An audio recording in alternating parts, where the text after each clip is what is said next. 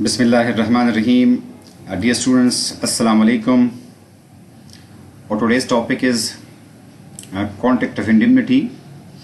And as you know that contract of indemnity is a very vital and important topic of Contract Act. आज हम समझने की कोशिश करेंगे कि कॉन्ट्रैक्ट ऑफ इंडेमनिटी क्या है, इसकी इंग्रेडिएंट्स क्या है और उसमें जो दो फरीक़ैन होते हैं इंडेमनीफायर और इंडेमनिटी होल्डर, उनके राइट्स क्या है, उनके ड्यूटीज़ क्या है। तो आज के इस टॉपिक को हम डिटेल से पढ़ने की कोशिश करते हैं। सबसे पहले अहम बात यह है कि हम ये बात समझे कि इंडेमनिटी क्या होती है। Indemnity, a contract of indemnity is the contract whereby one party promises to save the other from loss caused to him by the conduct of the promiser himself or by the conduct of any other person.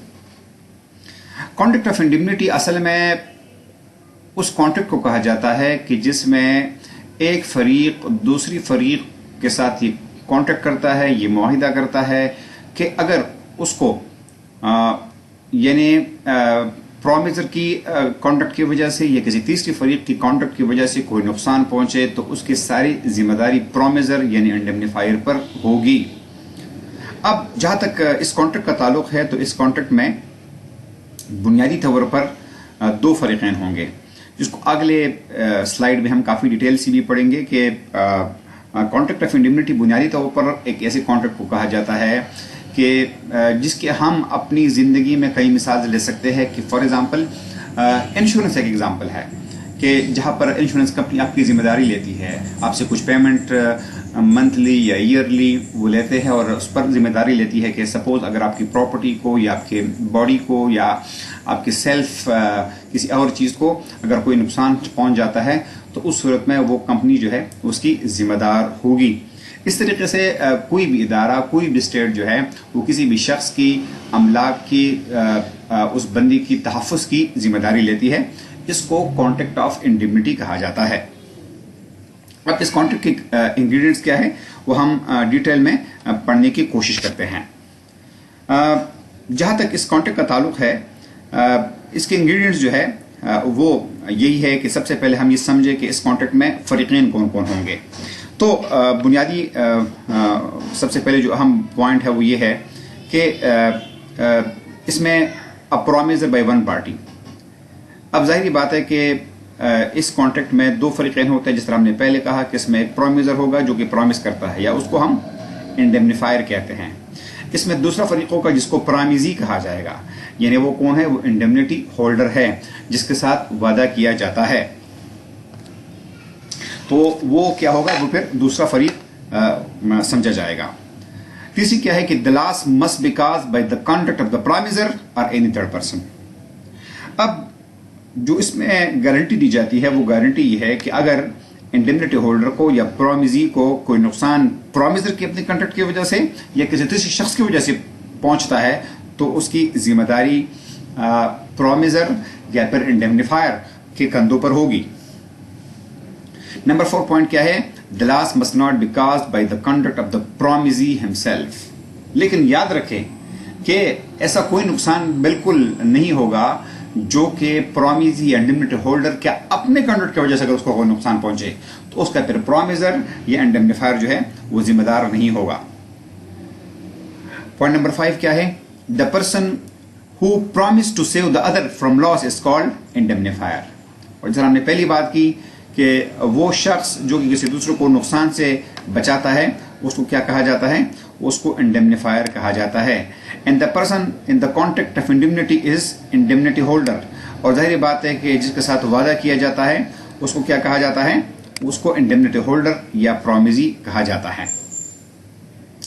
अब students अगले slides में हम ये पढ़ने की कोशिश करेंगे कि इंडेमनिटी होल्डर के राइट्स क्या क्या है। The indemnity holder is entitled to recover from the promiser क्या all damages which he may be compelled to pay in any suit in respect of any matter to which he promised to indemnify applies।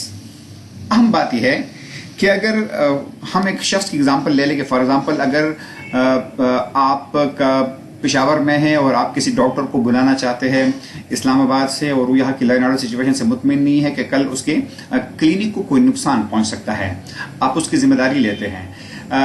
न सिर्फ नुकसान के हद तक आप जिम्मेदार होंगे, लेकिन अगर उस डॉक्टर पे मसलन पेशावर में अगर कोई केस करता है, कोई उसके खिलाफ अदालत में चला जाता है, तो उस पर जो अखराजात आएंगे वो भी फिर प्रोमिजर या जो इंडेमनीफायर होगा वो पे करेंगे।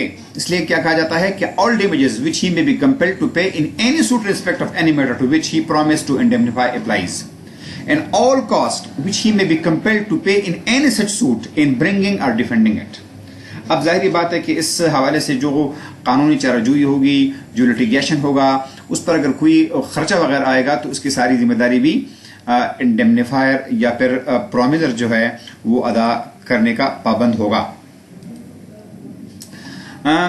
इसके अलावा क्या है, all sums which he may have paid under the terms of any compromise of any such suit if the compromise was not against the orders of the promisor or if the promisor authorized him to compromise the suit। अगर कोई मुकदमा ऐसा है कि जिसमें indemnity holder जो है वो किसी तीसरी फर्ज के साथ कोई कंप्रोमाइज करता है और इस कंप्रोमाइज करने की पहले से नॉलेज भी थी और इजाजत भी थी इंडेमनीफायर की तरफ से, प्रोमिजर की तरफ से, तो उसका सारा खर्चा भी इंडेमनीफायर को या फिर प्रोमिजर को अदा करना पड़ेगा। तो ये बहुत इंपॉर्टेंट बात है, ये उसकी राइट्स थी। स्टूडेंट्स, ये एक छोटा सा टॉपिक था, लेकिन इसको समझना इस हवाले से बहुत ज़रूरी था कि कॉन्ट्रैक्ट ऑफ इंडेमनिटी जो है इसमें बुनियादी तौर पर दो फरीकैन होते हैं। एक फरीक को प्रोमिजर या इंडेमनीफायर कहा जाता है जो किसी के साथ कोई वादा करता है, दूसरा फरीक जो है उसको इंडेमनिटी होल्डर या फिर उसको प्रोमिजी कहा जाता है जिसके साथ वादा किया जाता है और जिसके तमाम डैमेजेस की जिम्मेदारी जो है वो प्रोमिजर या इंडेमनीफायर लेता है।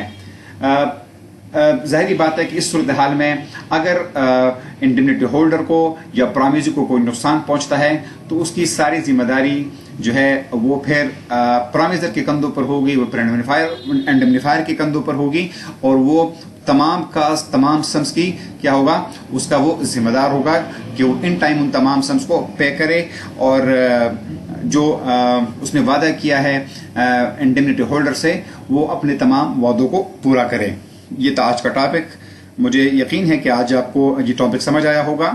आप अपनी एग्जाम्स के लिए तैयारी भी कर रहे होंगे। All the best for your exams and if you have any kind of question in this topic or any other topic, so you can directly contact me, via my phone or via my email। तो आप उस पर राब्ता भी कर सकते हैं, हम इसको डिस्कस भी कर सकते हैं। Until then, अल्लाह हाफिज़, अपना बहुत ख्याल रखेगा।